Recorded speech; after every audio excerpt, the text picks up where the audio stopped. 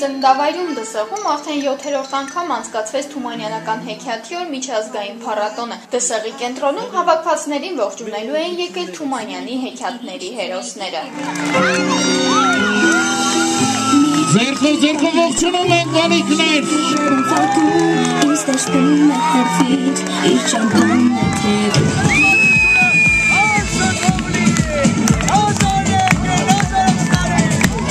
Շատը սիրում եմ Քաջ Նազարը։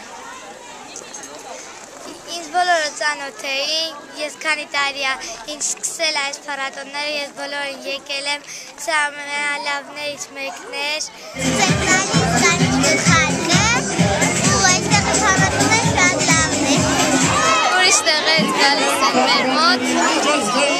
ճանաչում են մեր գյուղը, Թումանյանի ծննդավայրը։ Թումանյանի տուն թանգարանի մոտակայքում տիկնիկային տարբեր ներկայացումներով հանդես էին գալիս Հայաստանի տարբեր մարզերի թատերախմբերը։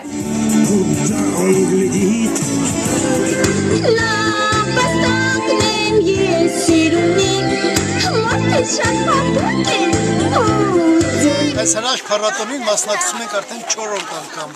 եւ ամենալավ, ամենագեղեցիկ մանկական փառատոնը ես գտնում եմ, որ հենց Դսեղում կազմակերպող փառատոնն է։ Մենք ներկայացրել ենք այս ընթացքում շունն ու կատուն, ներկայացրել ենք հրաչագործ ուսոփը, մեղրաբլիթ ետնակը։ Տարբեր երկրներից ժամանած դերասանները, տիկնիկավարները առաջին անգամ ներկայացումներով հանդես կգան նաև Լոռու մարզի այլ համայնքներում։ 7 տարիների ընթացքում փառատոնին մասնակցել են 22 երկրներ։ Այսպիսով ոչ միայն տիկնիկային թատրոնի զարգացմանն են նպաստում, այլ նաև ճանաչում են ամենայն հայոց բանաստեղծին։ Ես շատ ուրախ եմ, որ մեր միությունը, որի շարքերում 76 երկիր է ընդգրկված, այդ 76 երկրները Թումանյանն են արդեն ճանաչում շատ ավելի լավ։ Նույն համոզմունքին է նաև Իրանից ժամանած Ալբերտ Բեկջանյանը, ով եւս ներկայացումներով հանդես է գալու մի շարք համայնքներում։ Գիտեք, արդեն